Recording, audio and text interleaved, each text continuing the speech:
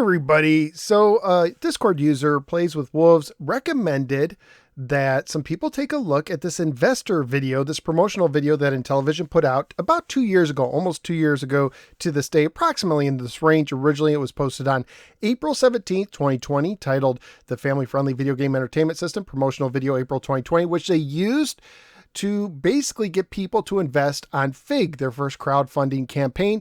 And there's also this unlisted video, Intellivision Amico investor video, doesn't have nearly the views or likes.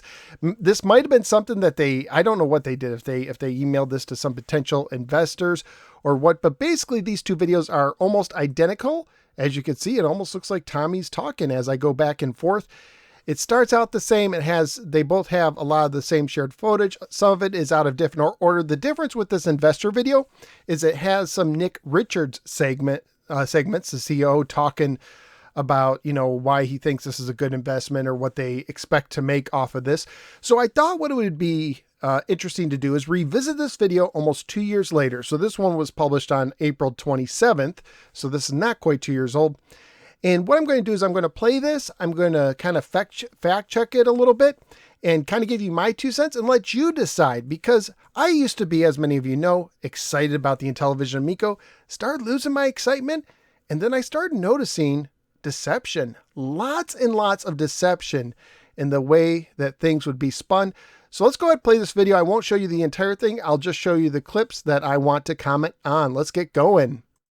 I've been in the video game industry for over 30 years, and I'm the CEO of Intellivision, and we are going to completely disrupt the video game market with our... Not so sure that they're going to completely disrupt the video game market. That's a pretty bold claim. There are about 200 million hardcore gamers out there. All right, so this is Kara Acker. She is no longer with the company, and from what I understand, she wouldn't be with the company much longer. There is some reports out there that when they used her name in the Republic campaign, she may have already left the company. I'm not entirely sure of that, but yeah, here we are 2 years later. She's no longer with Intellivision Entertainment. But there are 3 billion people who play casual gaming. This is everything from solitaire to mobile games, and we see a huge opportunity to help serve that casual gaming community.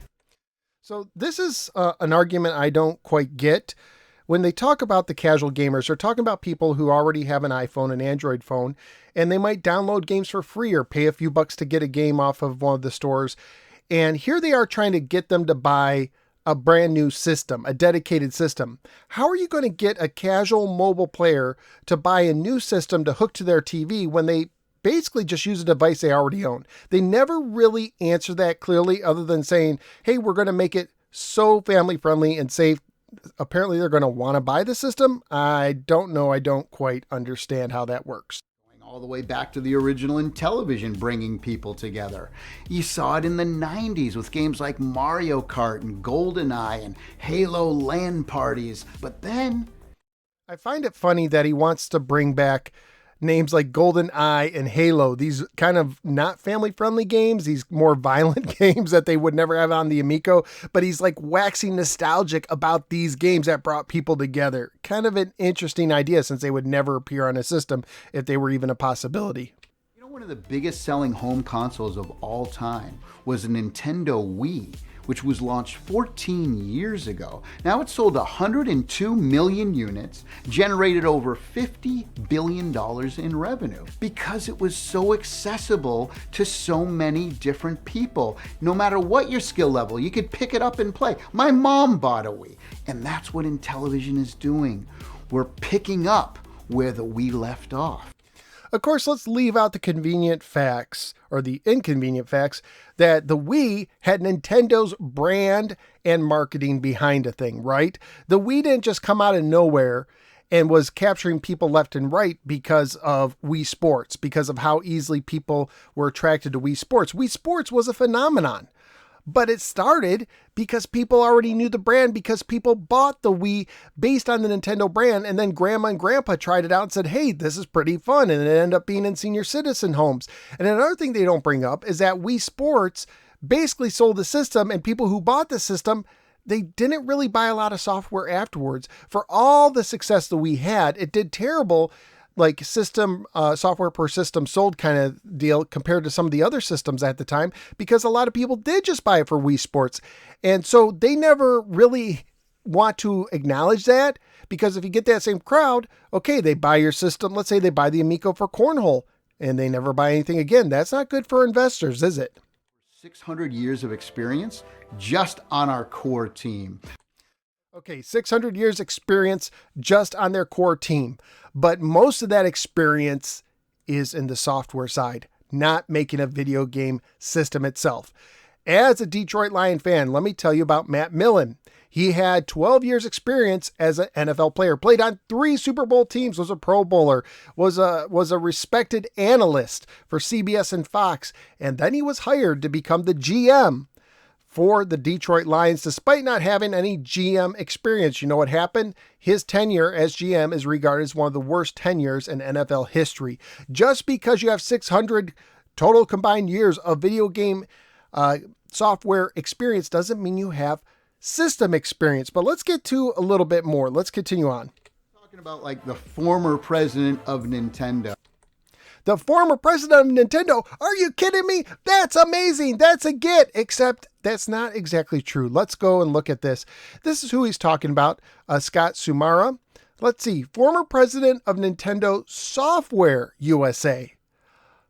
Not Nintendo, because that's misleading. You would think, oh, he was the president of the whole company. No, he was the president of a software side, like first party stuff that they did, I think, in the 90s. So he was the president on the software side, nothing to do with the hardware. That is very misleading. People who helped to create the PlayStation. Who helped to create the PlayStation? Who was that? I don't know. They don't name names, do they? The Xbox.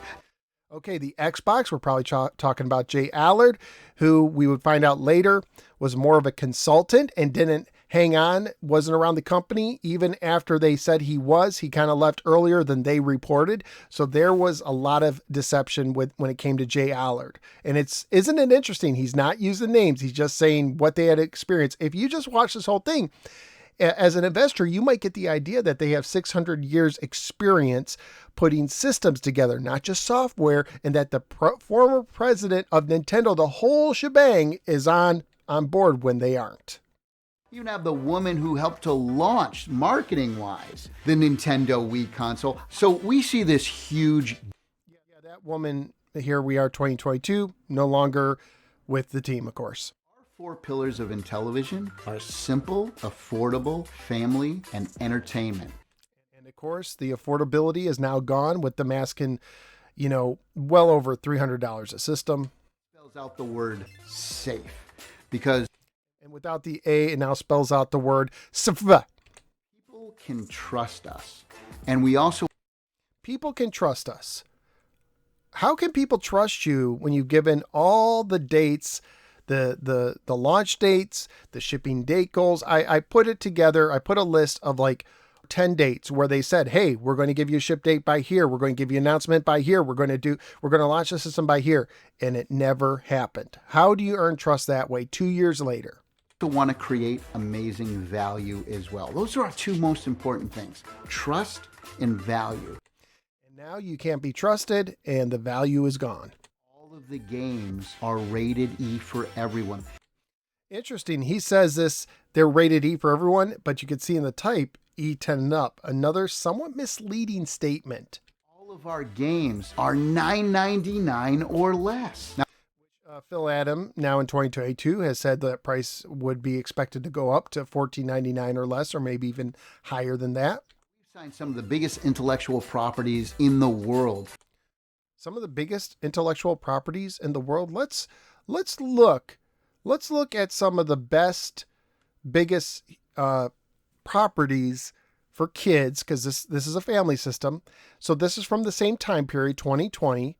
Let's see what kind of properties we have, and let's see how many appear on the Amico. We have 5 surprises. No, that's not there. Barbie on the Amico? No. Harry Potter? No. LOL Surprise? No.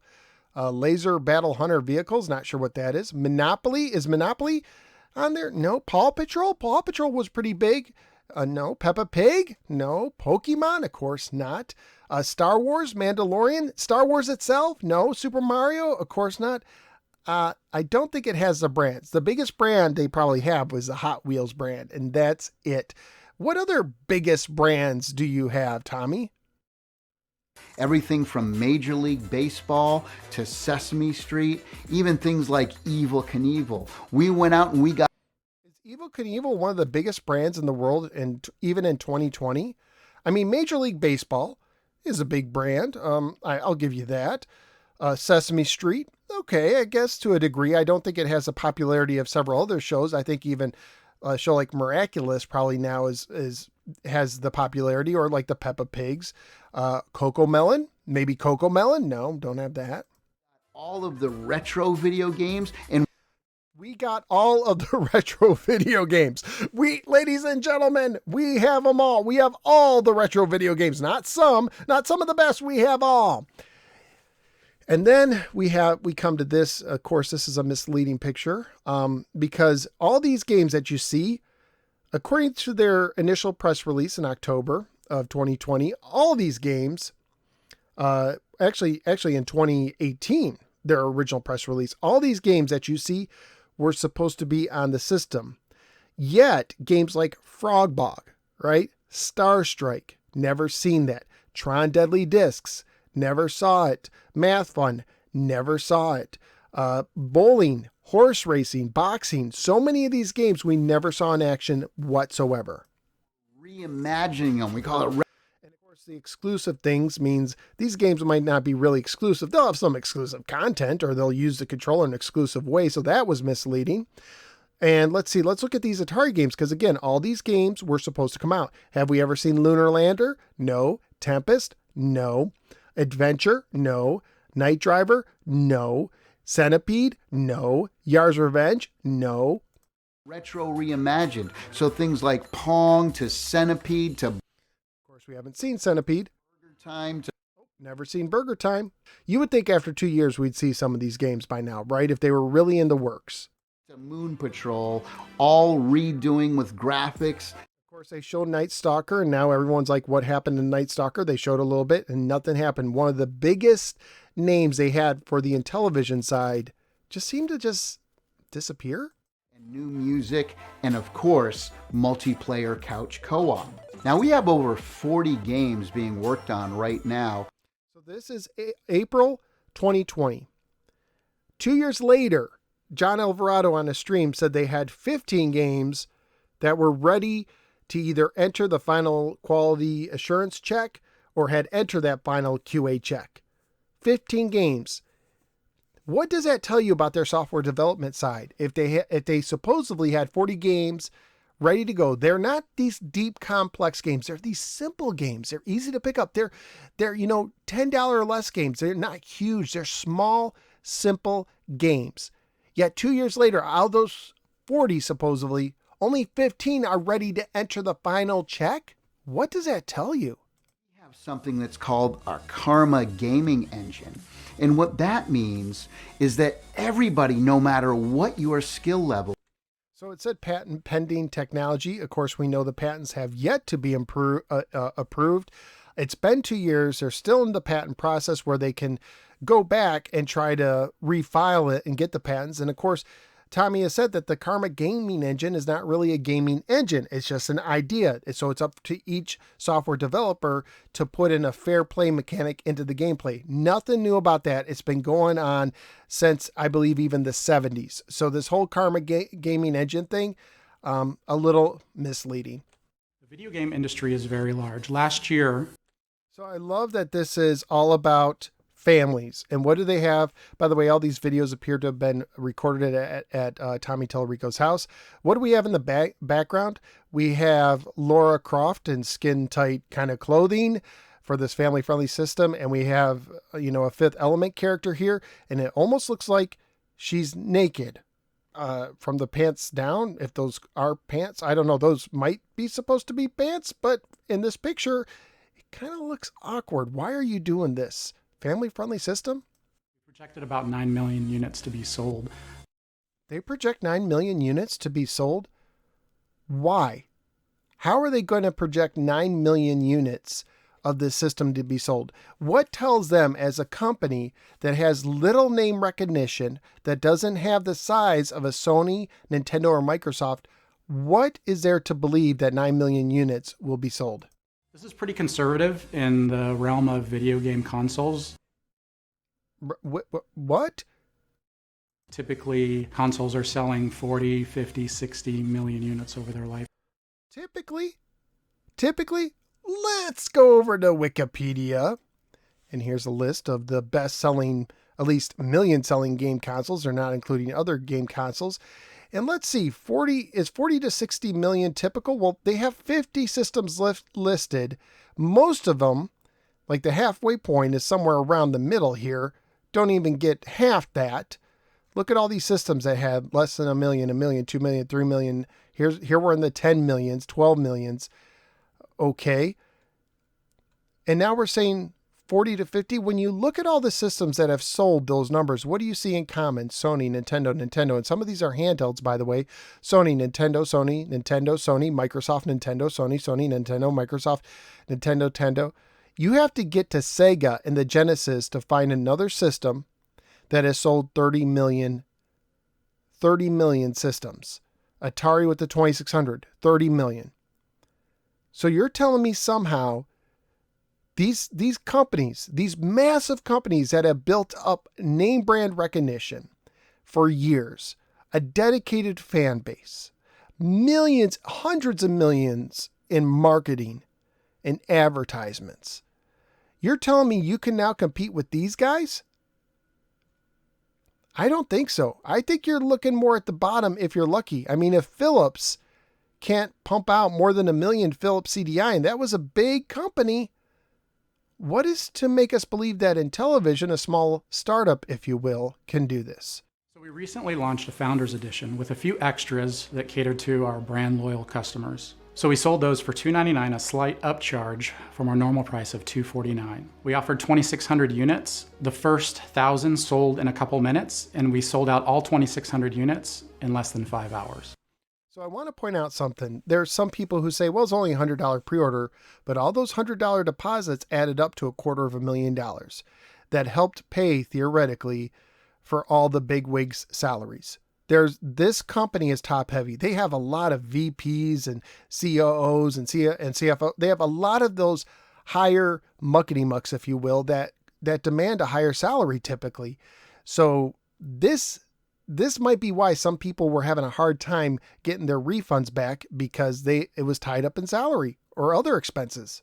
One of the biggest challenges in a hardware business is funding the supply chain. We've been able to structure a $150 million line of credit. Of course, if that did exist, it doesn't appear to exist anymore. Cover our cash flow from manufacturing all the way through receipt at retailer. We have the best games in the world. Wait, you have the best games in the world? It's 2020. Let's go to the best games in the world. This is from today. 17 video games that are kid approved according to a 12-year-old. Okay, but there are some big name titles on here. Let's see if any of these appear on the Amico. Animal Crossing? Of course not. The Avengers? What a big property. Of course not. Of course, no Mario. Plants vs. Zombies. No Plants vs. Zombies. And by the way, it is E10 and up. Puyo or Tetris? Even though they brag about having Phil Adam, part of the team, who helped bring Tetris to the US, they don't have Tetris. Let's see, Sonic? Nope, they can't get Sega on board. No Sims. No Pokemon. Let's see, of course, no Final Fantasy. Minecraft, that's massive with the kids. Any Minecraft? No Minecraft. Spider-Man? No Spider-Man. Ratchet and Clank? No. Let's see, no Marvel Ultimate Alliance. No Kingdom Hearts. Untitled Goose Game. Can you get the Untitled? No Untitled Goose Game. Of course, you're not going to get a Zelda. And of course, that means no Fortnite. So what are these best games for their target audience? I don't see them. The best game developers. The best game developers? Really? What main huge game developers do you have working? Maybe there's a couple that have some quality name recognition, who've had some success, but what are these? He's not going to name them. He's not going to name them. He just uses these vague terms. Most incredible team. We have purchase orders in our hands. We have the system and the hardware completed. The system and the hardware completed. They have the system and hardware completed. Let me show you something. Okay, this little blurb is from their Fundable campaign that happened in August of 2021. Over a year later, hardware 100% complete, but the operating system for the system itself 90% complete. By the way, 40 games were still in development, and the back-end system was only 80% complete. But no, when he says the hardware, maybe the hardware was 100% complete, but not the system. It was only 90%. So that, ladies and gentlemen, is a lie. We have a $150 million line of credit for manufacturing. Not anymore. We have the biggest licenses in the world. Biggest licenses? Like what? The rocket ship has been built. We are on the launch pad, and we just need the fuel to take off. So there you go. The rocket ship is built. We're on the launch pad. We just need the fuel. That gives you the impression that all they need is some money to what? Advertise the system? What is the fuel they need? They need money. Why do they need money if they have $150 million in line of credit for manufacturing and the rocket ship's been built? It gives you the impression that everything's ready to go. They just need a little bit more money to get over the hump, and that was a lie. They didn't need just a little bit more money. In this video, they said they raised $5 million. Later on, they say they've raised $17 million, and still no system to this day. When you take the sum of everything, the sum of all the parts, this looks like there was a lot of deception told to investors 2 years ago today. That's what I think, but make up your own mind. Let me know what you think in the comments below, and I will see you next time.